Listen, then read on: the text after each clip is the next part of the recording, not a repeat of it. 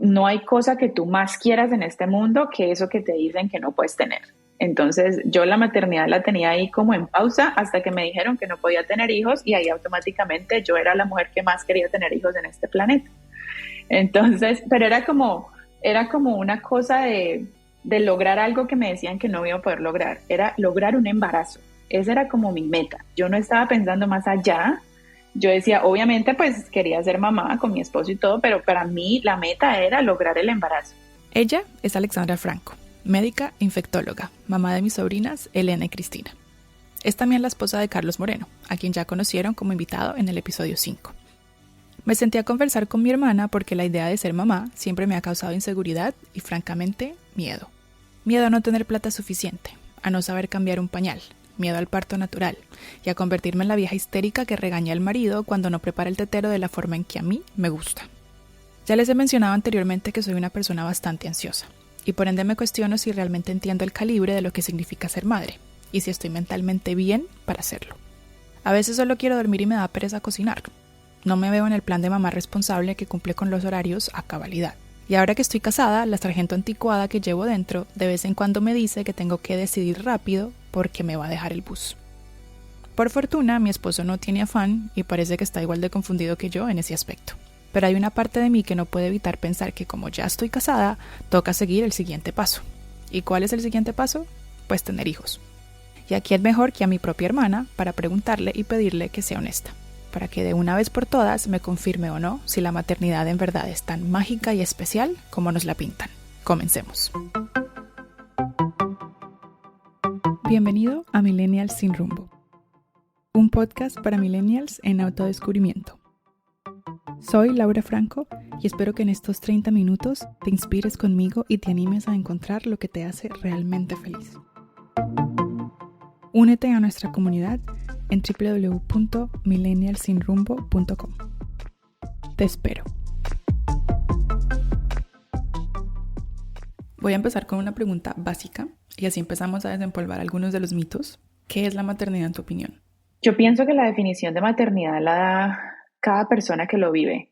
Por un lado, yo la defino como la responsabilidad más grande que se ha dado sobre mis hombros y de la que nunca me voy a poder zafar. Y por otro lado, la siento, sobre todo ahora último, para mí es un estilo de vida en el cual me cambiaron las prioridades, me cambiaron mis gustos, me cambiaron la forma de hablar, la forma de vestirme, la forma de ver las cosas y me convertí en esta persona que ahorita está en este estilo de vida. Y yo creo que el punto de contarte mi experiencia en este podcast es entender que no hay ni una buena ni una mala definición, es simplemente cómo lo siente y cómo lo vive cada persona y que respetemos y le demos valor a esa definición que cada mamá pone en su trayectoria. ¿Siempre quisiste ser mamá? La verdad, y muy honestamente te digo, yo creo que yo nunca ni siquiera lo consideré. Yo creciendo nunca fui de esas niñas que sueñan con encontrar su príncipe azul y casarse y tener hijos y hacer una familia. Yo siempre fui más orientada como por mi carrera y la parte del desarrollo personal, pero nunca dije que no quería tener hijos. Lo que yo creo que a mí me pasó fue que nunca lo consideré, nunca pensé que eso fuera una posibilidad ahora, porque para mí siempre era el cuando yo tenga más plata, cuando yo me gradúe de la universidad, cuando yo termine mi especialización, cuando tenga más plata en el banco, cuando compre una casa y como que tenía que poner todos estos criterios en orden antes de yo pensar en ni siquiera tener la idea en mi cabeza. Y bueno, ya después vino la conversación de que si te pones a pensar, nunca va a ser el momento adecuado. Siempre te va a faltar plata, siempre te va a faltar algo por hacer en tu carrera, siempre te va a faltar algo por parte personal, algo de pareja, siempre va a haber algo que no has hecho y que quisieras hacer antes de. Pienso que en mi caso simplemente fue algo que vino al tema y se dio y no me opuse y de pronto no le eché tanta cabeza de la que debía haberle echado, pero bueno, creo que estoy en una mitad muy neutral. En tu caso fue Carlos, tu esposo, el que vino y te planteó la idea de que él quería tener hijos y ahí entraste tú a considerarlo, pero no sé si de pronto en algún momento en esa consideración ¿Entraron también prejuicios sociales u opiniones que traías de tus papás, tu familia o amigos? O si simplemente porque tu pareja lo puso sobre la mesa, eso para ti fue suficiente para decir, ok, voy a ser mamá. Bueno, yo vengo de una familia en la que mi mamá se embarazó joven y por accidente. Y obviamente yo creo que cada persona que vive su historia tiene cosas que dice me hubiera gustado hacerlas diferente. Entonces mi mamá probablemente uno de sus deseos hubiera sido esperar un poco más, desarrollar un poco más su carrera. Por otro lado, mi papá es médico, entonces mi papá también siempre era desde el punto de vista de la ciencia y de la planificación familiar. Entonces, cada vez que yo iba a salir con un niñito a mis 15, 16 años, mi papá me recordaba que tenía que planificar y que iba a ovular y que cuidado. Entonces, eh, siempre era como un miedo a como si tener un hijo en ese momento de mi vida, pues podría tomarse como un error. Entonces, de alguna forma, creo que ese entorno familiar como que me impulsó aún más a que tenía que chequear estos criterios antes de yo considerarlo. Y por otro lado, pues está como la parte social de lo que la sociedad espera que tú hagas antes de tener un hijo, o al menos antes de querer tener un hijo. Entonces yo creo que entre nosotros los millennials y en otras generaciones, pues es muy poco común encontrar una niña de 15 años que te diga, quiero ser mamá, quiero tener hijos. Entonces uno siempre tiende como a esperar. Pienso que de pronto sí tuvo mucha influencia mis papás, mis compañeros de estudio, la educación que se me dio en el colegio, como que siempre era no tan joven, no tan joven, no tan joven. Y cuando Carlos de frente te dice, yo quiero tener hijos, ¿qué fue lo que te hizo pensar específicamente, listo, hagámosle? Yo soy muy cuadriculada, muy calculadora, yo tengo que tener todo bien planeado y mi esposo sí es más como de entender que no todo en la vida cuaja perfecto y cuadra perfecto en los tiempos perfectos. Y él es de hagamos las cosas y luego vemos. Entonces, en ese momento en mi parte profesional, yo había hecho mi especialidad y estaba haciendo mi subespecialidad. Yo me había mudado de Miami a Nueva York y mi esposo seguía en Miami. Teníamos una relación a distancia por ese año y estábamos en un día cualquiera en el que él vino de Miami a visitarme. Un sábado común y corriente, fuimos a comer a un restaurante y en medio de la comida, de la nada, él de un momento a otro me dice, mira, yo quiero tener hijos y yo creo que es hora de que te dejes de tomar los anticonceptivos. Entonces, yo no lo tomé como algo de shock, pero sí, yo le dije, bueno, no, listo, considerémoslo en unos tantos años. Cuando yo. Y dije, bueno, nos falta chulear estas cosas en la vida y él me dijo, no, pero nunca va a ser el momento preciso. Deja de tomarte los anticonceptivos y vemos qué pasa. Entonces, a pesar de que soy un poquito cuadriculada y un poquito obsesivo-compulsiva en cuanto a mi planeación de vida, pues en ese momento dije, bueno, pues ¿qué puede pasar? Pues nos dejamos de tomar los anticonceptivos y listo. Esa misma noche, Alex deja de tomar sus pastillas anticonceptivas, que empezó a tomar a los 16 años. Su ginecólogo en ese entonces le explicó que por tener quistes en los ovarios, su ciclo menstrual tenía que ser regulado, y por ende, cuando fuera a buscar tener hijos, probablemente iba a necesitar ayuda. Pero a los 15 o 16 años, esa era la última preocupación sobre la faz de la Tierra para ella. A manera de revisar cómo iba a quedar en embarazo ahora a sus 30 años, con este tema de los ovarios poliquísticos, Alex deja de tomar las pastillas y pasan de 6 a 8 meses en los que no tiene ningún ciclo menstrual. Esto no es normal, por lo que empiezan con estudios genéticos, estudios de ovulación y de esperma para Carlos. De un momento a otro, los dos se enfrentan a la posibilidad de un diagnóstico de infertilidad casi que certero. Normalmente desde el punto de vista médico, cuando una pareja decide tratar de tener hijos, se esperan 2 años y si en esos 2 años no hay un embarazo, ya ahí es cuando tú empiezas a hablar de infertilidad. Entonces yo casi que me ahorré año y medio de esos 2 años porque simplemente no menstruaba, entonces ya casi que el diagnóstico de infertilidad pues estaba dado.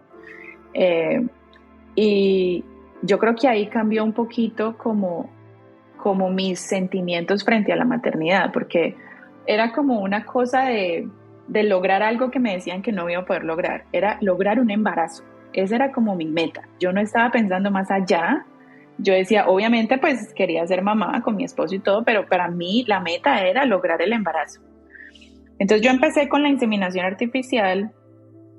La primera de ellas no funcionó, no hubo embarazo. Entonces salté a la segunda inseminación artificial unos meses después, tampoco funcionó, no hubo embarazo. Pero ya yo, gracias a todo el tratamiento hormonal, ya tenía ciclos regulares, entonces ya yo sabía cuándo menstruaba, cuáles eran mis días de ovulación y todo eso. Entre la segunda inseminación artificial y la tercera, yo quedé en embarazo espontáneamente, o sea, sin ningún tipo de procedimiento. Pero como las cosas nunca salen como uno quiere de primerazo, justo 4 días antes de que viajaran a Colombia para dar el anuncio a sus familiares y amigos, Alex tiene una pérdida. No fue necesario ir al hospital porque su propio cuerpo expulsó todo y por fortuna nadie de la familia cercana se enteró, lo cual fue mejor porque así pudieron lidiar con esa pérdida temprana en privado y sin mayor drama familiar. Pasan entonces a la tercera inseminación artificial, que tampoco funciona. Para esa época, Alex se iba a mudar para California por temas laborales y Carlos se iba a quedar en Nueva York, por lo que la siguiente opción, la fertilización in vitro, tendrían que haberla enfrentado separados. Entonces ya ahí le dije a mi esposo, ya yo no soy capaz de pasar por ninguno de estos procedimientos, ni física ni emocionalmente. Estoy drenada, no quiero más, lo que fue. Y le dije, me voy, pasemos este año a distancia, olvidémonos de que esto está pasando. Yo por mi parte quería empezar a averiguar un poco de la adopción y de hecho empecé a averiguar un poco y ya, entonces mi esposo, que realmente siempre me apoyó y pues me dijo, listo, está bien, olvidémonos de esto, no hay ningún problema. Así quedaron las cosas. Luego estuve yo ese año en California trabajando, estuve ocupada, realmente como pareja estuvimos muy bien, estuvimos viajando, estuvimos haciendo cosas juntos. Ya luego mi esposo vuelve a California o se une conmigo en California. Y pues ya ahí empieza otra vez la pregunta de ¿será que lo volvemos a hacer? ¿Será que no? Entonces empezamos a averiguar y mi esposo por otro lado empieza también a averiguar como qué hay de nuevo en el tratamiento de fertilidad y es leyendo artículos y leyendo cosas. Nos damos cuenta de un medicamento que es realmente muy viejo y muy conocido y que se usa para tratar diabetes, que lo han estado usando los ginecólogos para inducir ovulación y para regular los ciclos. Entonces mi esposo me dice, bueno, pues tómatelo. Mi esposo me lo prescribe porque mi esposo también es médico y empiezo yo a tomarme este medicamento y de un momento a otro, al siguiente mes, mis ciclos empiezan regulares. Obviamente con todo el tratamiento de hormonas por el que yo había pasado los años anteriores, pues yo subí bastante de peso y este medicamento que se usa para tratar diabetes me ayudó un poquito a perder un poquito del peso que había ganado. Y como a los 6 meses más o menos de estar tratando eso, yo quedo en embarazo espontáneamente y esta vez pues sí fue el embarazo de mi primer bebé, que ya fue pues obviamente exitoso y que ya finalmente pues me dio el embarazo que yo quería lograr y ya después de eso vino, voy a tener un bebé. Entonces, ¿qué viene después de eso? Si no sabían, la infertilidad es bastante común. Según el Instituto Nacional de Salud de Estados Unidos, la infertilidad afecta a 1 de cada 10 parejas que intentan tener hijos. En 1/3 de los casos, la dificultad proviene del hombre y en el otro tercio proviene de la mujer. A veces depende mucho de los dos y en otras ocasiones simplemente no se conoce la causa o la razón. En hombres, a veces se da por problemas en el número, la forma o el movimiento mismo del esperma. Y en las mujeres, la causa más común y que afecta al 40% de ellas es por problemas de ovulación. Así que si en algún momento alguna pareja, mujer o persona cercana a ustedes pasa por problemas de infertilidad, háganle saber que es supremamente común y no hay razón para culparse, ni mucho menos para avergonzarse. Es increíblemente común, que de hecho en retrospectiva yo pienso que la gente debería hablar más de eso para que otras mujeres que lo viven no sientan que son las únicas y podría haber una comunidad mucho más grande de apoyo. Y bueno, a pesar de que es muy común, pues es bien difícil, ¿no? Porque tú llegas a cierta edad en la que todo el mundo que te ve te pregunta cuándo vas a tener un bebé y nadie se imagina por lo que tú estás pasando a puerta cerrada. En mi caso también era, todo el que me veía me decía, pero ¿cómo estás ganando de peso? Pero ¿por qué no dejas de comer? Me invitaban a hacer ejercicio, me invitaban a hacer cierto deporte o a unirme a cierta comunidad fitness. Y nadie se imaginaba que era porque yo estaba en todo este tratamiento de hormonas y que lo estábamos haciendo por una razón. Sería chévere poder hablar más abiertamente del tema y poder contar historias personales sin tanta pena, sin tantos tabús y que las personas que escuchen ese tipo de historias no ofrezcan tanto consejo y tantas opiniones si no se les ha solicitado. Y tu embarazo siempre dijiste que fue lo mejor, que lo disfrutaste un montón, pero llega el momento del parto. ¿Cómo es en realidad un parto natural? ¿Cómo lo viviste tú? ¿Tener a tu bebé en brazos sí fue realmente tan mágico e indescriptible como lo describen? ¿O fue realmente todo lo opuesto? Cuando llega el momento del parto, pues yo entro en trabajo de parto un sábado a la madrugada, digamos un viernes en la noche, amanecer sábado. Y obviamente es mi primer bebé, es un poquito más demorado. Yo tengo los dolores muy, muy, muy fuertes, más o menos por unas 18 horas. Entonces yo decidí que me pusieran la epidural, que es una forma de anestesia en la cual pues tú no sientes los dolores de las contracciones, sino que tu trabajo de parto evoluciona de una forma un poquito más lenta, pero igual sin dolor. Pero eso hizo que mi trabajo de parto fuera un poquito más lento, entonces yo pasé en trabajo de parto 3 días. La niña nació un lunes en la mañana y yo había entrado a trabajo de parto el sábado de la madrugada. Entonces, ya a ese punto es una mezcla como de cansada, con aterrada, con mal dormida, como que con ansias de que ya quieres salir de esto.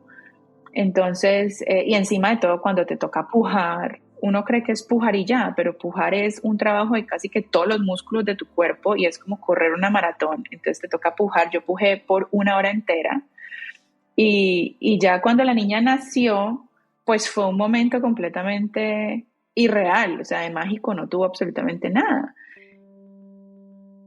La niña nació con el cordón umbilical enredado en el cuello 2 veces, entonces hizo que ella tuviera un poquito de dificultad para respirar. Entonces, cuando me la pusieron, o sea, la niña nace, cortan el cordón, muy brevemente me la ponen en la barriga y yo la veo que ella está un poquito moradita. El llanto no es el típico llanto de un bebé que uno espera escuchar, sino más bien como un lloradito ahí, como húmedo, como congestionado. Claramente la niña no estaba respirando bien. Y en ese momento entran un poco de pediatras, enfermeras, gente con tubos y catéteres y cosas.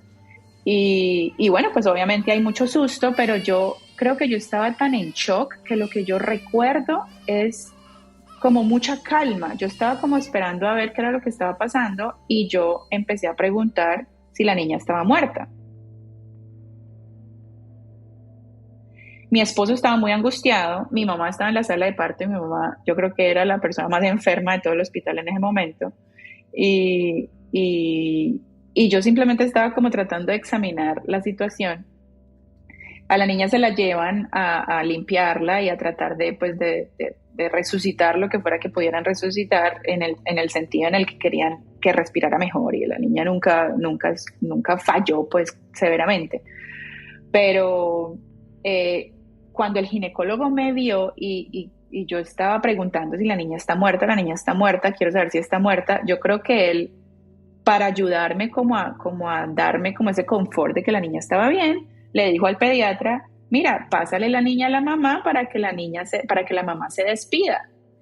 Y era que se la iban a llevar a la unidad de cuidado intensivo, pero como que en mi cabeza yo dije, me voy a despedir porque la niña se va a morir. Entonces me pasan la niña, me la ponen en el pecho, la niña ya tiene los ojos abiertos, entonces yo la miro y ella me mira, nos miramos a los ojos y yo recuerdo mucho sentir lo mismo que tú sientes cuando tú te encuentras, por ejemplo, con una amiga tuya que está con un desconocido y tu amiga te dice, mira, te presento a X persona. Y tú, mucho gusto, mi nombre es Alexandra, y empiezas a tratar de conocer a la persona, empiezas a ver cómo habla, lo que dice, cómo está vestido, empiezas como a registrar a esta persona, a decidir si te cae bien o te cae mal. Eso fue lo que yo sentí cuando la vi, como que era una extraña que yo quería conocer y yo empecé a registrarla como persona. Y casi que en mi cabeza yo, hola, mi nombre es Alexandra y soy tu mamá. O sea, yo la verdad al principio no sentí una ráfaga de amor verdadero, la verdad no. Y yo hoy en día pienso que eso no me hace menos mamá. Es simplemente que yo creo que era una mezcla del shock, de que muy adentro en alguna parte yo tenía preocupación de que ella no iba a estar bien y de que realmente tú no conoces a este ser humano que te acaban de pasar. Y es un ser humano que tiene personalidad y es un ser humano que tiene necesidades y es un ser humano que se comunica de alguna forma y pues tú no lo conoces. Entonces yo, para mí era una niña desconocida que sí, obviamente tú sientes amor y sientes ternura, pero era algo extraño, era como un momento que yo nunca me imaginé que iba a vivir de esa forma. Se llevan a la niña a cuidado intensivo.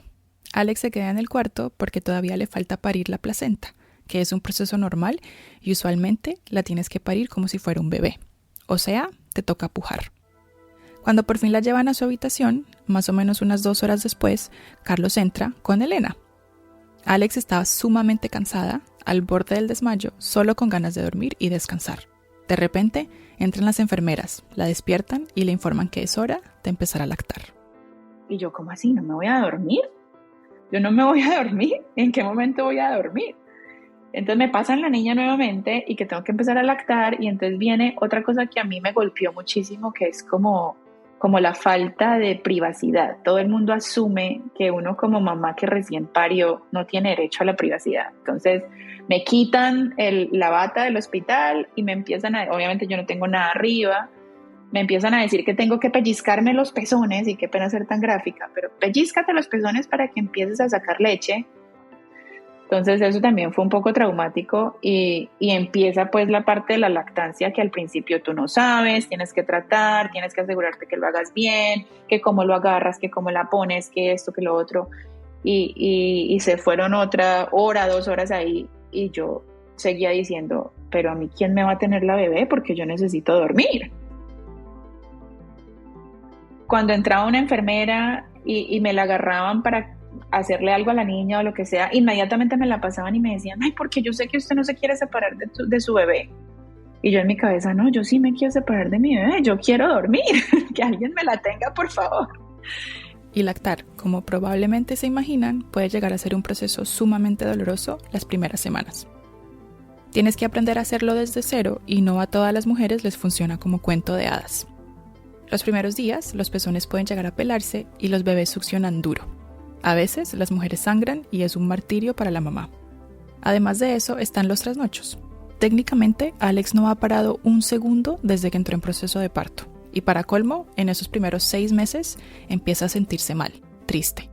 Para personas como yo que nunca hemos sufrido de depresión diagnosticada, la depresión postparto es muy real. Yo pienso que hay algunas personas que dicen que a unas mujeres les da y a otras no. Yo la verdad pienso que a todas nos da. Y es algo de lo que me hubiera gustado aprender más antes de vivirla, porque es bien complicada como tú empiezas a sentirte, como tú empiezas a minimizarte, como tú empiezas a atacarte a ti misma y a sentirte culpable de cada cosa que haces y eso te hunde como en un abismo que, bueno, que a veces tú sientes que nunca vas a salir de ahí. Y cuando tú vas al médico, la forma de ellos preguntarte cómo estás y cómo te sientes es preguntarte, todo está bien, ¿te has sentido triste? ¿Has sentido tristeza, rabia, algún sentimiento anormal? Y pues como que cualquier persona diría, pues yo qué voy a decir que sí. Yo cómo voy a decir que sí si acabo de tener un bebé y yo tengo que estar saltando en una pata de felicidad. Entonces yo decía, no, pero yo por dentro yo decía, sí he sentido. Entonces como no lo sentía tan severo ni lo sentía peligroso, yo no decía nada. Según la definición científica, la depresión postparto puede presentarse en la mujer hasta 12 meses después de haber dado a luz. Hay estadísticas que muestran que el pico de mayor probabilidad en que sucede es a los 6 meses del parto. En el caso de Alex sucedió a partir de los primeros 3 meses. ¿Cómo identificarla? Tiene los mismos síntomas que el trastorno depresivo mayor. Te sientes insuficiente como madre y persona, supremamente triste y sufres de nihilismo. Te dan trastornos del apetito, del sueño y de energía. Cambia tu ritmo circadiano. Pierdes interés en las cosas que usualmente te gustaban y en su estado más grave puedes tener episodios de psicosis, alucinaciones e ideación suicida. ¿Cómo se puede ayudar a la mamá? Básicamente estando pendiente y vigilante ante estos cambios. Si eres la pareja, pregúntale cómo se siente y cómo la puedes ayudar, sin juzgar y sin acusar. A veces la persona no identifica sus sentimientos exactos porque están pasando por cambios hormonales muy fuertes y cualquier cambio externo puede influir en su estado de ánimo. Si acabas de dar a luz y sientes que puedes estar pasando por esto, habla con tu ginecólogo o un familiar o amigo en quien confíes. Es importante hablarlo con alguien para que puedas encontrar ayuda a tiempo, antes de que se vuelva severa y empiece a afectar tu bienestar, el cuidado de tu bebé, tu vida laboral y tus relaciones interpersonales. La forma más común de la depresión posparto no es la forma más severa, así que detectarla a tiempo es clave para que no avance demasiado.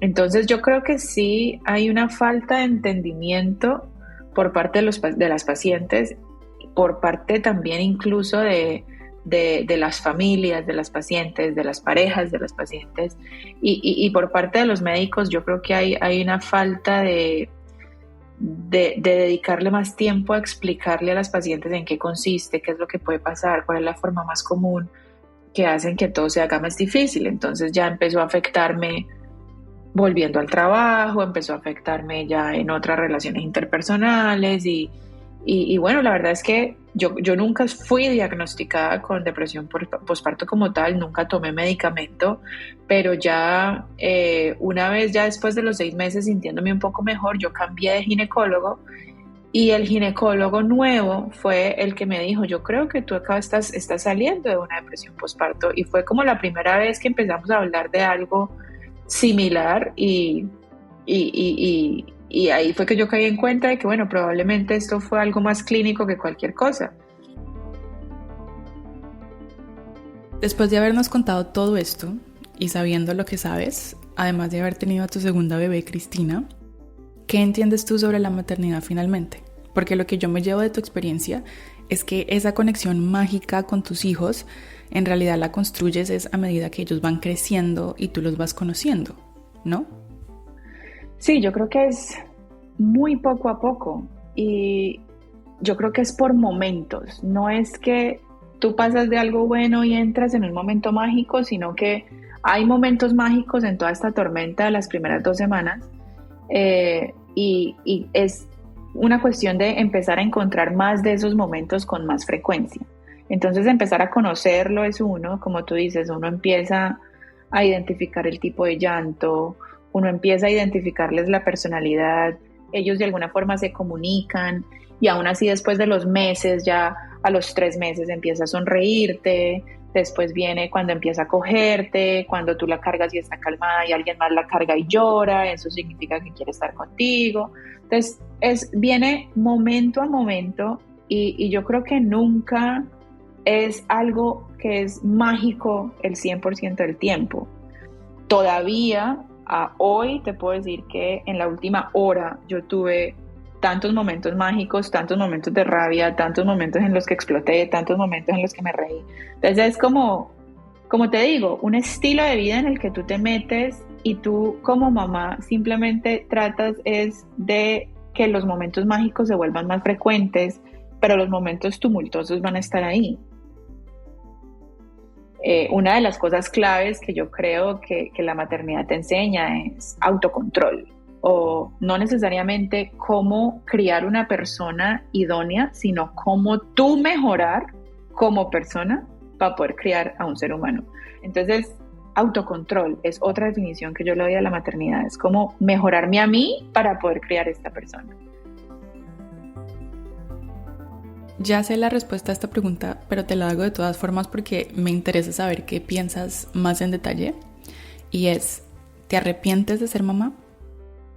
No, mi respuesta es para nada. Y yo creo que la prueba está en que después del primer hijo tuve una segunda y ellas le dieron como un cambio a mi vida que yo creo que necesitaba y que me ha gustado tanto que no me imagino lo que hubiera sido mi vida si no hubiera sido mamá. Y a pesar de que tú extrañas ciertas cosas de cuando tú no tenías hijos, pues no, como que no concibes la vida sin ellos y no te gustaría la idea de vida que te imaginas sin ellos. Entonces, no me arrepiento, pero sí pienso que es importante saber que esto que es lo mejor que me ha pasado en la vida, pues obviamente viene con sus partes difíciles y sus partes que ponen a prueba tu paciencia y tu temperamento, como todo en la vida. Pero no, mis hijas son lo mejor que yo tengo y no hay forma en que me arrepienta o algún día me vaya a arrepentir. ¿Qué creen que me llevo de este episodio? Un descubrimiento que no tengo idea porque no se me pasó por la cabeza antes. Ser mamá es ser parte de una relación más en la que tienes que trabajar. La diferencia está en que ese ser humano, en este caso, nace de ti. Me encanta saber que no es una conexión mágica y sublime enviada por los dioses. Y me ayuda mucho conocer la experiencia de dar a luz y de depresión posparto de una persona que lo ha vivido y superado, y que en ningún momento se arrepiente de esa decisión. Si bien todavía no logro decir con certeza que sí quiero ser madre, creo que por lo menos sí les puedo confirmar que he desmitificado la maternidad, que saberla caótica e imperfecta me hace verla mucho más humana. No sé si me siento del todo capaz, pero al menos tengo una mejor idea de lo que es, y mejor aún, a lo que me puedo llegar a enfrentar.